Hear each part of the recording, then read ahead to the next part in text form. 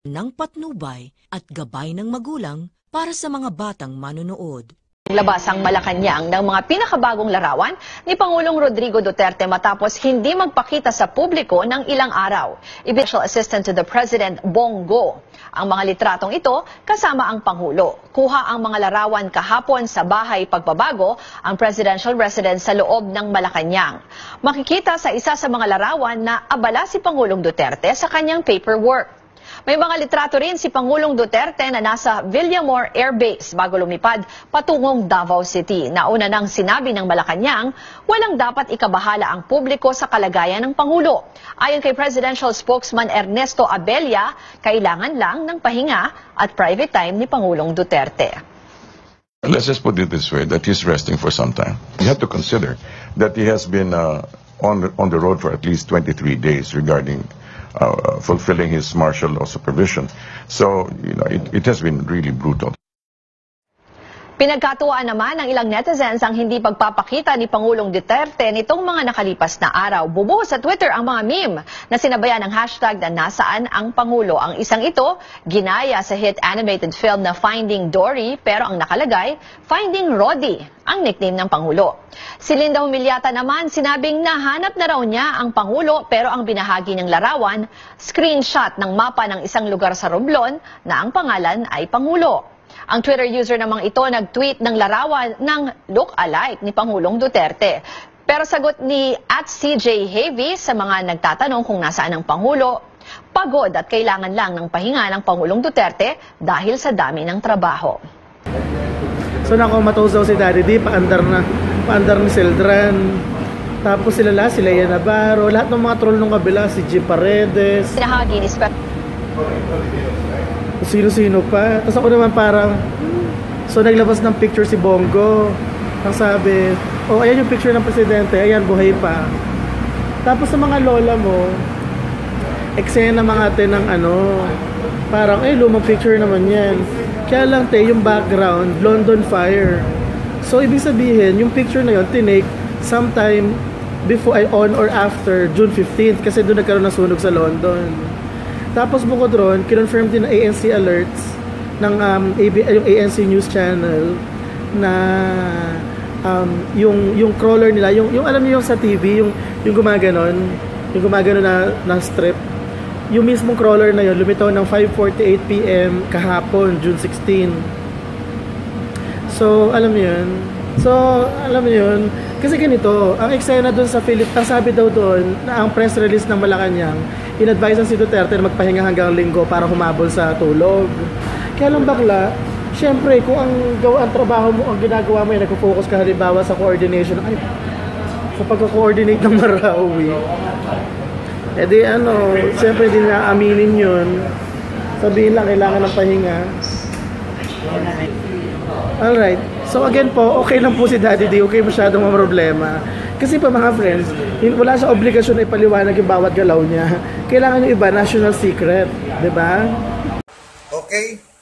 Doon sa mga opposition, senator, congressman opposition, nagsasabi may sakit daw ang Pangulong Rodrigo Roa Duterte. Okay. Tama po kayo. May sakit po ang Pangulong Rodrigo Roa Duterte. Aaminin ko po sa inyo kung ano po ang sakit niya. Gusto niyo pong malaman sa mga opposition senator. Ito po ang sakit ng ating minamahal na Pangulo. Number 1, malala po ang sakit ng Pangulo. Ano po yung malalang sakit niya? Yung gusto niyang mawala ang mga terorista dito sa ating bayan. Yan po ang unang sakit niyang malala. Pangalawa, ano po yung sakit niya na malala din?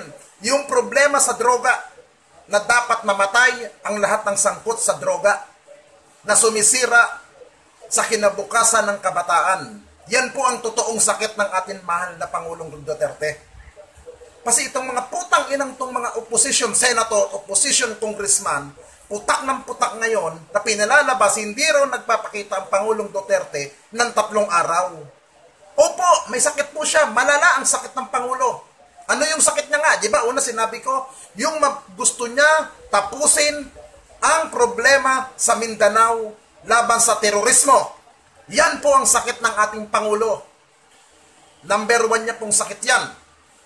Sa ngayon, malala po yan. Yung pangalawang sakit niya rin pong malala, yung problema sa droga na kinokontra ng mga putang inang protector sa Senado, sa Kongreso, itong mga putres na mga politiko na di mo mawari kung anong klaseng doktor eh. Mga buwakan ng ina yung doktor kayo, mga hindot kayo. Ito po ang masasabi ko sa inyo. Kung ang tagapagsalita ng Pangulo, hindi niya po masabi ang sakit ng amin mahal na Pangulo, ako na po nagkasabi sa inyo. Malala po ang sakit ni Pangulong Duterte. Uulitin ko po yung kanyang mga sakit. Yung mawala ang terorista sa Mindanao at buong nationwide, dito sa Pilipinas. Number 2, yung sakit niya po at problema din ng mga tao, itong mga adik na nagtutulak, na nagpapakalat ng droga, yan po ang totoong sakit ng ating mahal na Pangulo. Wala siyang sakit na physical. Malakas po siya. Pero malala po ang sakit niya dahil doon sa mga salot ng lipunan. Yun po ang sakit niya. Pero ang gamot po dyan, isa lang po. Ang mawala sa landas, ang mga salot sa lipunan. Yan po ang dapat na ibigay natin na gamot sa ating mahal na Pangulo. Ilang sundalo na ba ang namatay? Ilang sibilyan ang namatay sa Mindanao sa ngayon? Hindi po ba hindi na natin mabilang? Yan po ang sakit na nararamdaman ng Pangulo. At sakit din nung mga namatayan na sundalo, na mga kaanak, na mga bayani sa Mindanao na lumaban para sa mga ihudi putang mauti na yan, doon sa mga ISIS na yan. Yan po ang nagbigay ng sakit sa ating Pangulo. Kaya po, isa lang po ang gagamutan sa ating Pangulo. Yung mawala ang mga putang ina na kalaban ng Estado. Nasaan? Ang kalaban po ng Estado, hindi lang po sa Mindanao ngayon. Yung mga Mauti o Abu Sayyaf, hindi lang po silang kalaban ng Estado ngayon. Pati yung mga putang inang congressman, yung mga putang inang senador, sino po yung nangungunang putang inang congressman na to? Si Idsil Lagman, anong sagot niya? Hindi raw dapat nagdeklara ng martial law sa Mindanao dahil wala daw naman daw dahilan at wala naman daw rebellion. Nag-ingay lang daw ang Mauti. Tarantado pa ng putang inang matandang congressman na to. Ewan ko bakit naging congressman to. Tumanda na. Ang alam ko, matalino to si Lagman eh. Matalinong congressman ito, yung pala, bugok din pala ang putang ina. Hindot ka talaga. Hayaan nyo, ilang araw na lang magbabalik normal na ang akin isang Facebook account. Atat na po ako na mamura ang dapat murahin sa mga kalaban natin. Atat na ako. Sabik na muli akong bumalik. Sabik na akong bumalik uli sa back to normal sa Facebook. Buti na lang, yung isang ka-Facebook ko, nagpasalamat nga ako, pinahiram niya itong temporary itong account niya at pumayag siyang palitan ko ang password, palitan ko ang name ng account niya, kaya naging Ninyo Barsaga. Muli po, uulitin ko po, may sakit po ang ating mahal na Pangulong Rodrigo Roa Duterte. Ano po bang sakit niya?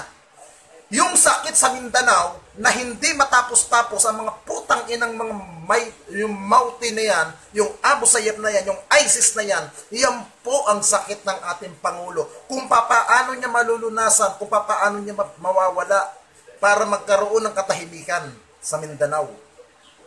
Yan po ang totoong sakit ng ating mahal na Pangulo. At yung pangalawang sakit niya, ito rin sakit din ng bayan ito, itong sa droga. Yan po ang sakit ng ating Pangulo. Kaya wag nyo pong pinalalaki na may ganun sakit si Pangulong Duterte. Ang sakit lang naman talaga ni Pangulong Duterte. Ilan lang naman eh. Ano ba? Yung mga kriminal na pumapalampag pa rin ngayon na hindi pa namamatay. Yun ang gusto ko rin mangyari. At gusto ko rin magkaroon ng sakit. At yung sakit na yun, yung maging mamatay ang mga kriminal. Yan po ang sakit ng ating Pangulo at sakit din po ng bayan yan. Kung papaano mawawala. Pero natitiyak ko, gagaling po ang Pangulo. At anong kagalingan na yan na gusto kong mangyari? Yung mamatay, ang dapat namatay na mga salot ng gobyerno. At sana, Kasama na rin dyan, itong putang inang hinayupak na to si Trillanes, itinuringan ka pa naman dati kang sundalo, pero putak ka ng putak, putang ina mo ka, ay nako kang hayop ka. Mga kaibigan, yun lang po ang sakit ng Pangulo na hindi masabi ng mga tagapagsalita niya, pero inunahan ko na po sila. Ang sakit po ng Pangulo, yung mga grupo ng bandido, na sakit din po ng ating inang bayan. Kaya ipagdasal natin sa lalong madaling panahon, na matapos na tong giyera na to at dapat nang mamatay ang mga putang inang yan. Kung ako nga masusunod doon sa mga kasundaluhan, huwag niyong bubuhayin, patayin ninyo nang hindi na pamarisa ng putang inang lahi nila. Patayin nyo mga minamahal na bayaning lumalaban ngayon sa kasundaluhan, doon sa mga Abu Sayyaf na yan, ISIS na yan, o Mauti na yan, mga buwisit kayo. Okay, bago po ako matapos, meron po akong nakitang video music. Yung video music mo to, bago pa ito. Total ang kumanta nito, si Romeo Canilao. I don't know kung kaano-ano ito ng city administrator ng Baguio City, ni si Atty. Canilao. Pero ang kumanta, through videos, through YouTube, si Espioto Robert Abilia ng PNP Regional Battalion ng Region 1. Napakaganda po ng kan-awit na ginawa niya. Pakinggan niyo pong maigi mga ka-DDS dahil matatats po kayo, madadala po kayo sa kanyang awit na ginawa ng pagkakaawit na to. Ipapakita ko po sa inyo yung video po. I-share niyo po.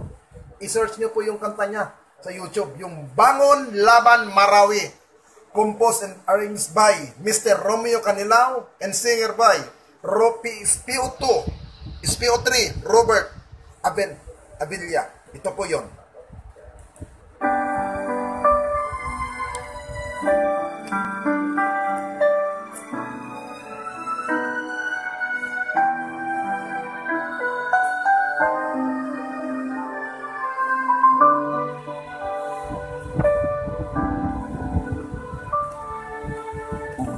Bayan ng Marawi, alam kong ikaw ay makakabawi.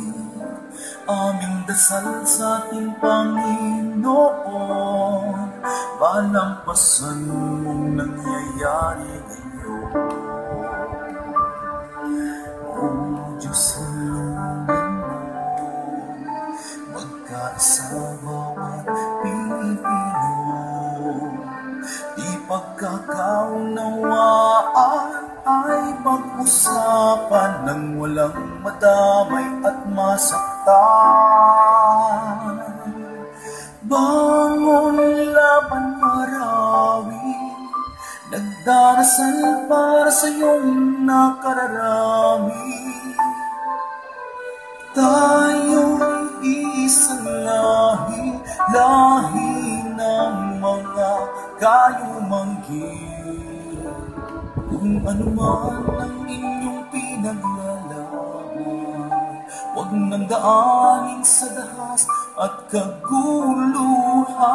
Tayo'y isa, isang bansa kailanman.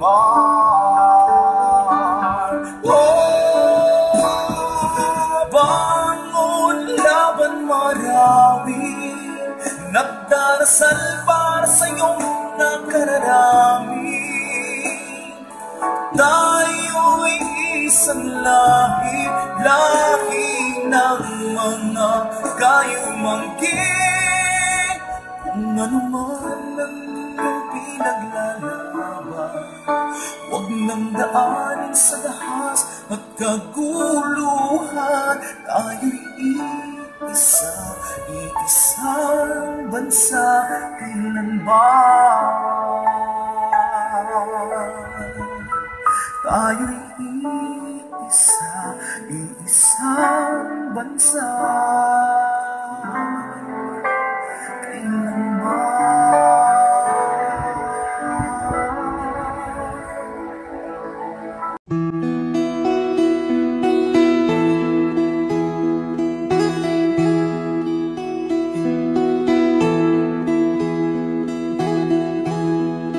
Ikaw ang Pangulo para sa pagbabago